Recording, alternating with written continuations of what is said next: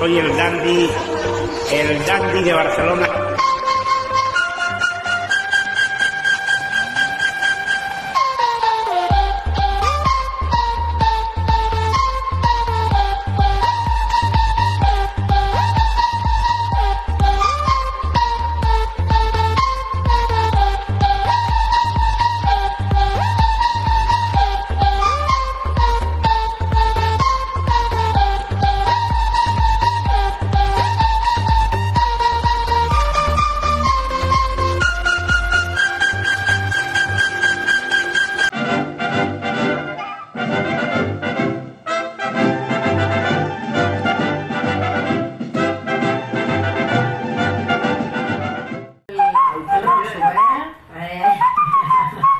Bueno, Bueno, la cosa es que hoy en día pues estoy aprendiendo. muy bien, me parece muy bien, me parece muy bien. Bueno, pues buen provecho, que tiene una pinta que no veas. Eso, mojando pan, se te come la cadera.